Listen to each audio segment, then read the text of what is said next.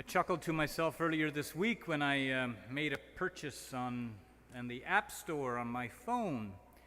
And how many times have you ticked that little box that said, "Yes, I have read and understand the terms and conditions"? You ever take time to read them? I thought, it got me thinking, so I thought I'd start reading it. Well, that didn't last too long. It was pretty dry, and I need stronger bifocals to read some of that small print. Anyway, when Jesus says, "Who do you say that I am?" he doesn't ask if we have read the terms and conditions. There's no fine print that says if you go to Mass and do nothing else, you'll go to heaven. That doesn't exist. Jesus is not a tick-in-the-box, legalistic logic of the fine print of a contract. Jesus is offering to each one of us the intimacy of knowing a loving God. In the gospel reading today, Jesus asks two questions. Basically, what are the other people saying about me? So what's the public opinion of me? And the second is, what about you? What do you say about me? Because fundamentally, when it's all said and done, each one of us has to take a serious look inside of ourselves at our own conscience and our own spiritual health. That deep place, I love where the psalmist talks about that deep that cries unto deep. This is where we need to abide a little bit, to examine our conscience. How are we doing? And there, if we are truthful to ourselves, we'll come to the obvious truth that not one of us is perfect. And then what is ushered in behind that, immediately around it, encasing it, all around it, is, I know you're not perfect. That's why I've given you the gift of the Holy Spirit. Accept the Holy Spirit, this grounding, healing, reconciling truth that we are loved by God. This is where I want to briefly introduce the language of conversion today, because in our hearts, in our souls, in our innermost selves, conversion should be understood to be an orientation toward the good, not simply against what is bad. Now let me be clear.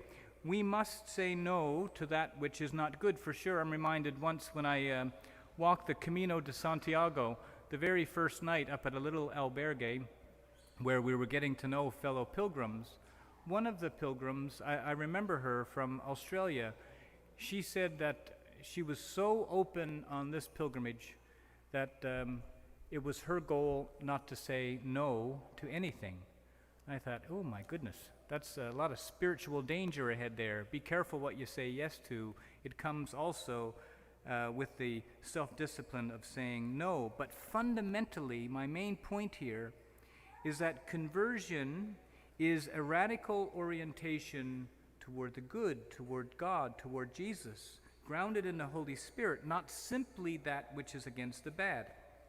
Conversion, accomplished in daily life, is by gestures of reconciliation, of concern for the poor, the exercise of justice, the admission of faults. This is all right out of the catechism here. The admission of faults to friends, fraternal correction, revision of life, examination of conscience, spiritual direction, acceptance of suffering, endurance of persecution for the sake of righteousness. So all of these are elements of turning toward Him, of turning toward the good, of conversion. Now, with such an orientation, the compass of our mind and heart realigns to the true north, rather than simply being dragged into the endless cycle of public opinion. What do they say? Who do you say that He is? Is Jesus your orientation to true north? Because He is the one who assures you in truth that you are a beloved child of God. Because at any time, we have an incredible capacity to deceive others. Of course we do. People may have no idea what's really going on in our own hearts. And sometimes Sometimes we might be pretty good, even temporarily, at deceiving ourselves. Now, unraveling these intentional and unintentional deceits is the ongoing process of conversion, and it will probably continue for the rest of your life. And thanks be to God, God is patient and gently leading you one step at a time as your heart thirsts for this freedom, because you have something in you that is crying out to be free. This is the way we are all created. So the first and great conversion is the answer that Jesus asks you today. Who do you say that he is?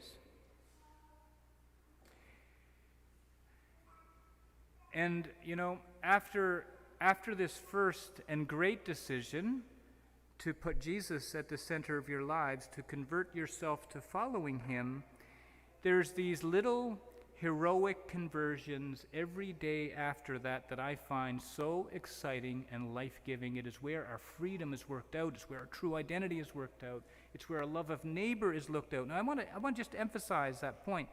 Those little heroic decisions every day that people make to keep their compass oriented towards true north. Here's what Pope John Paul II, Saint John Paul, said to the youth gathered in Rome in the year 2000. It's a lovely quote, so I'll just read it in total here. "It is Jesus you seek when you dream of happiness. He is waiting for you when nothing else you find satisfies you. He is the beauty to which you are so attracted. It is he who provokes you with the thirst for fullness that will not let you settle for compromise. It is he who urges you to shed the masks of a false life. It is he who reads into your hearts your most genuine choices, the choices that others try to stifle.